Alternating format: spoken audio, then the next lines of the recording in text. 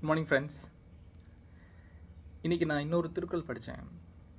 பொருட்பாலில் இருந்து 65வது அதிகாரம், அதாவது சொல்வன்மை. அது அமைச்சேரில் வருது. 644வது குறள். சொல்வன்மைங்கிறது பவர் ஆஃப் ஸ்பீச்னு சொல்லுவாங்க. ஸோ இந்த குறள் என்ன சொல்லுதுன்னா, திறனறிந்து சொல்லுக சொல்லை அறனும் பொருளும் அதனினுங்கு இல்.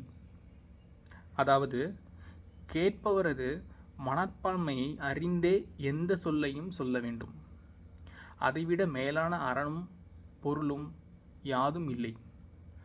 To say it in English, the skill of speaking specific word relevant to the emotional state of the other person is a skill that is not equal to any money or skill. Thank you for your patience.